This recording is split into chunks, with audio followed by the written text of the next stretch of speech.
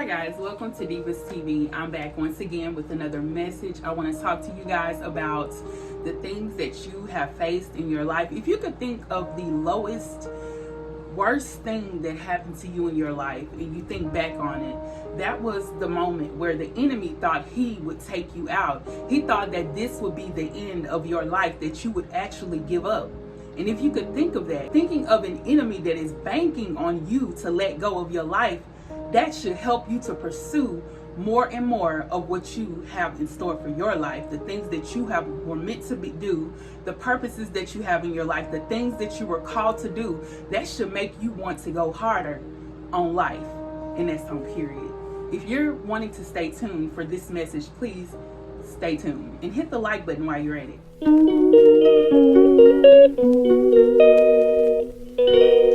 Alright guys, thank you for staying. I hope you hit the like button. I hope you're still here. Thank you for staying. I'm glad you came. I'm glad you stayed. Listen to me. Like I was saying before, if you can think of the worst thing that happened to you in your life, however old you are, however young you are, think of the worst thing that has happened to you in your life.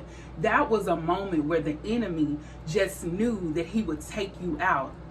Do you remember when the enemy was going to and fro, seeking who he may devour? He was ready to destroy some things.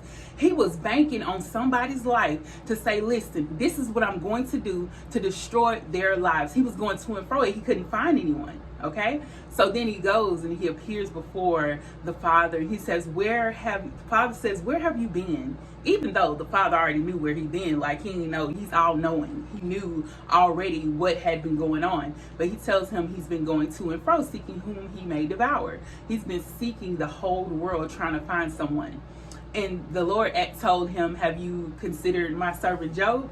Or have you considered the chosen one, yourself? Like, this is what happens where the enemy comes in to bank on your life, and he's telling the Father. The Lord says, no, choose that one. Choose that one, because I bet you on everything that this person will not give up on God. He or she will not curse God.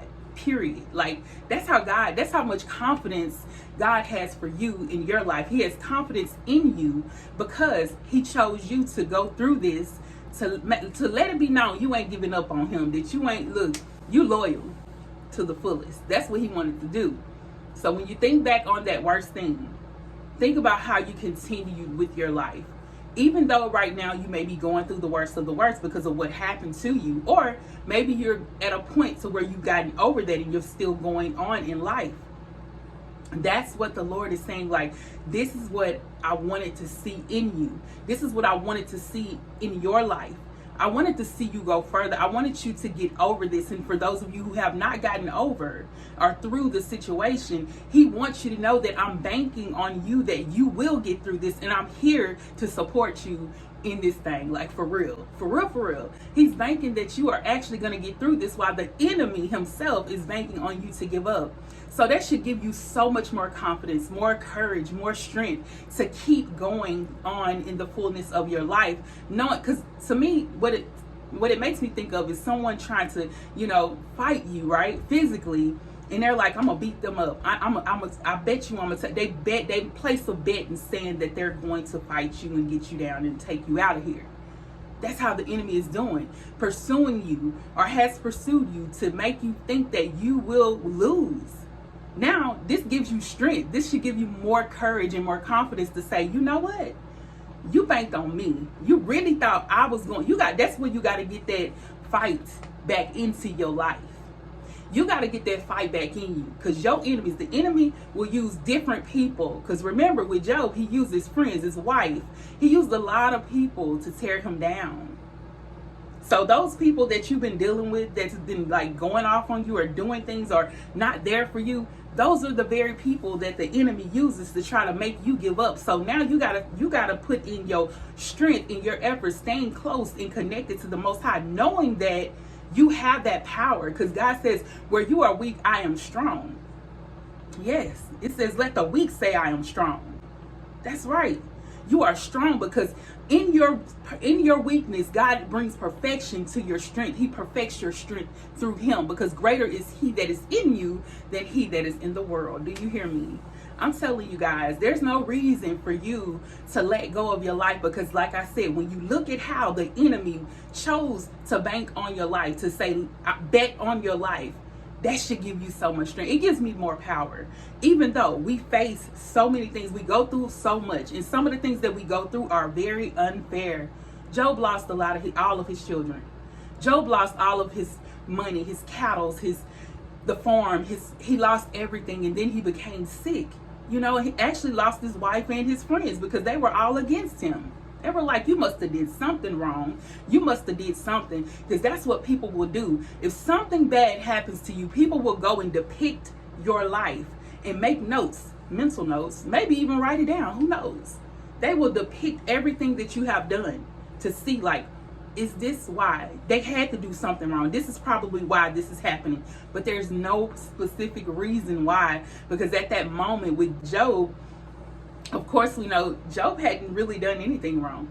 He just was chosen to go through it, chosen to show that he's able to get through and not give up on God. It was just that. It was simple as that. So when people come to you and say, girl, you did something wrong, it must have been because you did this. No, baby.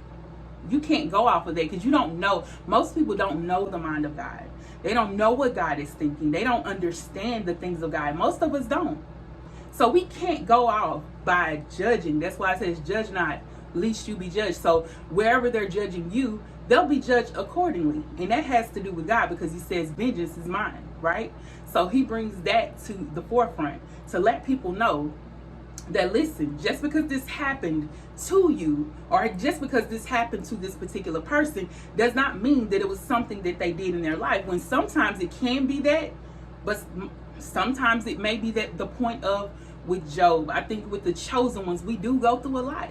And most of the time it's because God is testing us, just like he did with Job. He wants to make sure that we're actually here to serve him the way that we said. Because, you know, he says, if you love this person more than you love me, you are not worthy of me. Okay, think about that, because maybe he's testing you to see if you love that man or that woman that left you in your life more than you love him.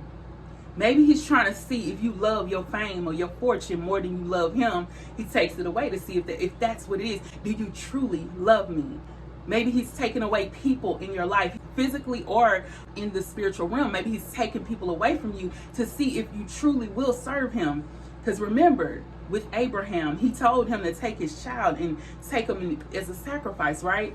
But at the end of the day, God said, no, don't do it. He just realized that Abraham was actually loving him. He loved him with his whole heart more than he loved anything else. And I know it seems weird for some of you guys. It seems mighty weird. Like, why would God do something like that? It was just the testing of the faith to see what he would do. God seeing that he really has the heart of God, right? So at the end of the day, when you look back on your life, when you look at these things that have happened, these harsh things that have happened in your life or happened to people around you, remember that it's only a test. And also remember that the enemy may be banking on you giving up on your life or giving up on your walk with the Lord. That's just to try to take you off your walk with God. We're not gonna our steps should be ordered in the Lord, right? So as we are ordered by our steps, by the Lord, right? We should definitely continue to focus on that, especially when things like that happen. And that's what makes me stronger. As I go through this situation, as I go through this grief and this pain, I realize that I do love God. I realize that I do have to continue this walk, and I have to show up for him, because what happened in my life may have been something or some of the harshest things in my life. It's been several things. Of course, because the chosen ones go through things like this. But once we set it in our hearts and minds that we are not giving up, we are not letting Satan take over our lives, and we're going to continue to walk by faith and not by sight, because we don't have to understand anything. As long as we have the faith. Have faith in God, have faith in what he's doing, and understand that what he's doing will change our lives for the better. It's a reason behind everything. He will show us one day why. But until then, walk by faith and not by sight.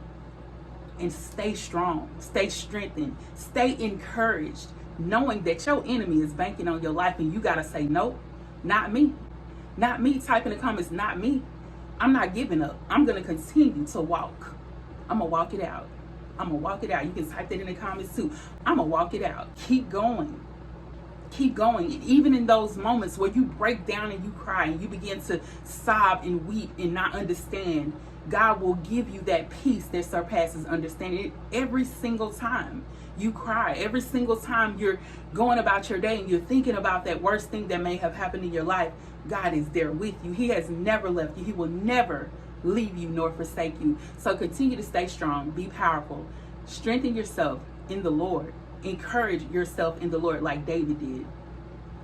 All right, I'm going to end it here. I hope that you guys have been blessed by this message, because I know I have. Like I said, I make these videos, you look back at them, and there's more encouragement when you rewatch them. Even if you have to watch it 2 or 3 times, be encouraged.